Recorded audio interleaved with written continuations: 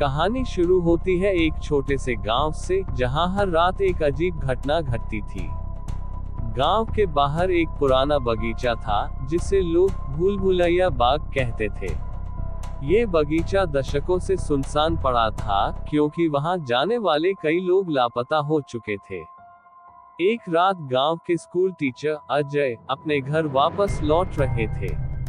रास्ते में उन्हें बगीचे के पास एक महिला की चीख सुनाई दी। वह हड़बड़ा कर रुके और आवाज की दिशा में दौड़े। वहां उन्हें एक महिला का शव पड़ा मिला। उसके गले पर गहरे निशान थे, मानो किसी ने रस्सी से खींचा हो। अजय ने पुलिस को खबर दी।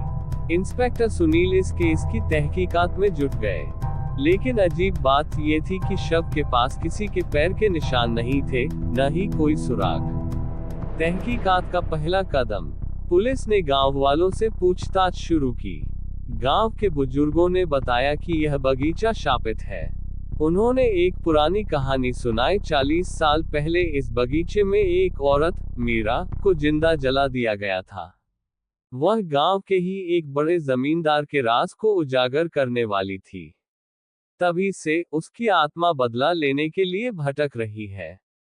इंस्पेक्टर सुनील इस अंधविश्वास पर भरोसा नहीं करते थे। लेकिन अजय ने ध्यान दिया कि गांव में कई औरतें अचानक गायब हो चुकी थीं, और इन सब का कनेक्शन इस बगीचे से था। तहकीकात का दूसरा कदम। रात के समय सुनील और अजय ने बगीचे की तलाशी लेने का फैसला किया। जैसे ही वे अंदर गए, उन्हें किसी के हंसने की आवाज सुनाई दी।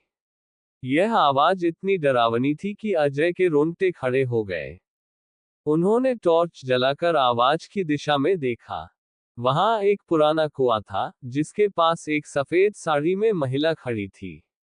अचानक वह महिला गायब हो गई। सच्चाई का खुलासा।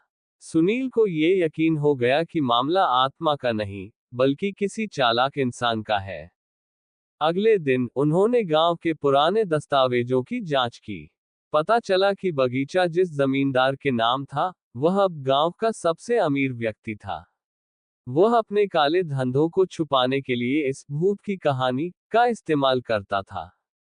हर वह औरत जो उसकी सच्चाई जान जाती, उसे वह मारकर बगीचे में फेंक देता। अंतिम मोड़। सुनील और अजय ने जमींदार को रंगे हाथ पकड़ने के लिए जाल बिछाया। अजय की दोस्त नेहा ने एक रिपोर्टर बनकर जमींदार से मिलने का नाटक किया। रात में जमींदार उसे बगीचे में बुलाता है। जैसे ही वह उसे मारने की कोशिश करता है, पुलिस मौके पर पहुंच जाती है। जमींदार गिरफ्तार हो जाता है।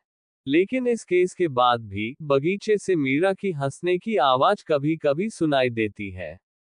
क्या ये सच में आत्मा थी, या सिर्फ डराने वाली कहानी?